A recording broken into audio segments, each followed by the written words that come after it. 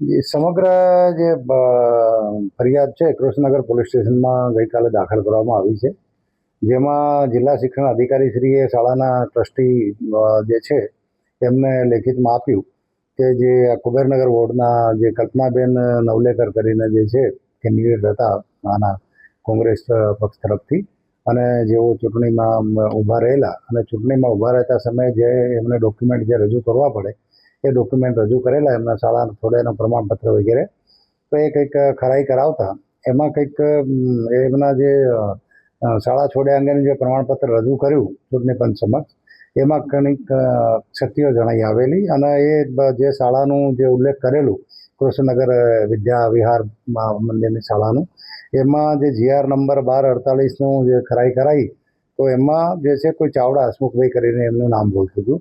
પણ જે LC number જે એમને જે બતાવેલું હતું એની LC રજિસ્ટરમાં જ્યારે ખરાઈ કરી તેમાં કોઈ સોની અંકિત કુમારનું જે છે નામ બતાવેલું હતું, જેથી કરીને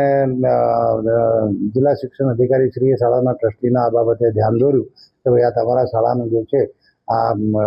પ્રમાણપત્ર જે છે LC એ ખોટું છે, જેથી આ બાબતે ઘટતી કાર્યવાહી કરવી. જે આધારે શાળાના ટ્રસ્ટી શ્રી અશોક કાંતિલાલ પટેલ નાઓ ગઈકાલે પોલીસ સ્ટેશન આવતા અને તેઓએ આ કલ્પનાબેન નવલેકર વિરુદ્ધમાં જે ફરિયાદ આપેલી અને પોલીસે તાત્કાલિક ગુનો દાખલ કરી લીધેલો છે અને આગળ આમાં વધુ તપાસ ચાલુમાં છે. કાયદાની ડેફિનેશન જોઈએ તો કેવા કેવા પ્રકારના જે ગુનો કર્યો એટલે કે ખોટા ડોક્યુમેન્ટ બનાવવા શું વિગત એની કાયદાની? આમાં અત્યારે BNSS કલમ મુજબ જોઈએ તો જે ફોર્સ ડોક્યુમેન્ટ બનાવવા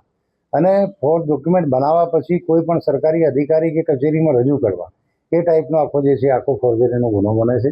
એટલે હવે સમગ્ર આ દિશામાં અત્યારે તપાસ ચાલી રહી છે કે અમને કઈ રીતે આ સર્ટિફિકેટ ક્યાંથી મેળવ્યું છે, કઈ રીતે બનાવરાયું છે, કોના મારફતે બનાવરાયું છે, એ સમગ્ર દિશામાં જે છે હાલ પોલીસ તપાસ ચલાવી રહી છે.